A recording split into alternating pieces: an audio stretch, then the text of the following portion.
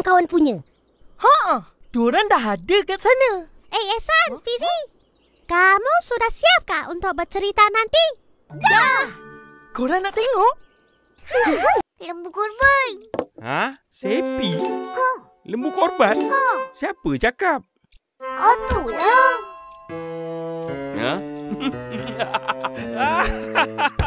Korang ni dah salah faham. Benda lain. Kena kreatif lah sikit. Guna apa? Jom.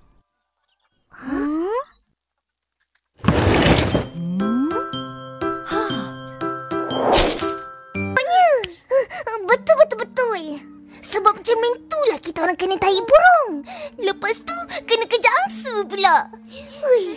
Menakutkan. Macam-macam lah korang. Betul punya. Tak salah kan, Opa? Salah. Dengar tu. Nanti akak laporkan pada SPRM biar korang... Tengok tu. Mari sini. Cepat.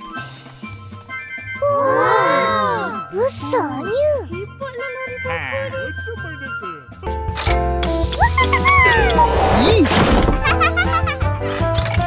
Oi, penatlah.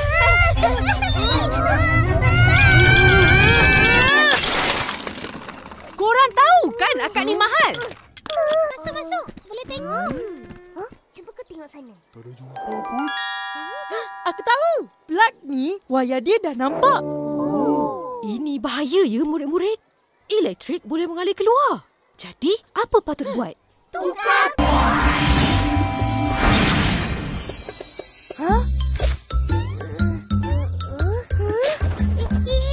Simbang kau dengan air, hilang nanti.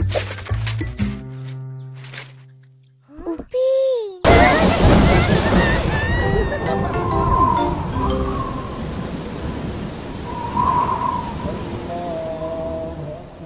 Amin.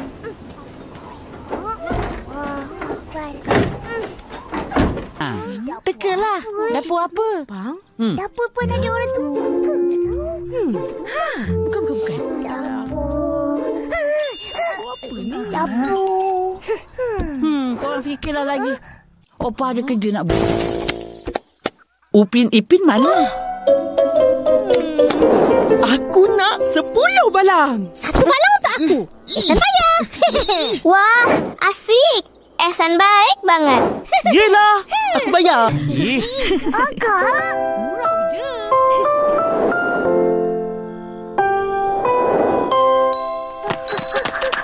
Upin, tunggulah aku. Cepat, Upin. Dah nak maghrib ni. Alah. Dengar tu. Nanti akak laporkan pada SPRM biar korang kena tangkap masuk penjara.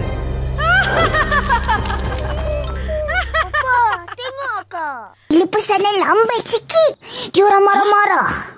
Diorang marah-marah macam mana? Diorang jerit. Oi, cepatlah. Orang dah haus ni. Lembab. Dah tahu orang ramai, ambillah pekerja lagi.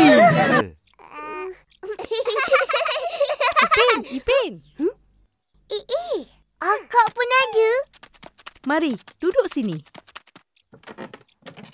Akak, nak ABCD boleh? Betul. Tapi yang ni kita orang boleh minum bila keluar rumah. Bila main dengan kawan-kawan, boleh minum sama-sama. RM2.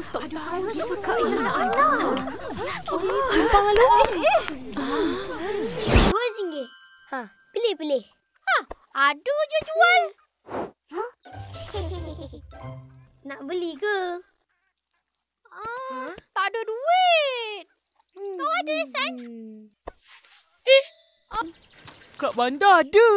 Tapi diorang nak datang ke kampung kita ni, susahlah. Kalaulah kita ada badut di kampung durian runtuh ni. Badut?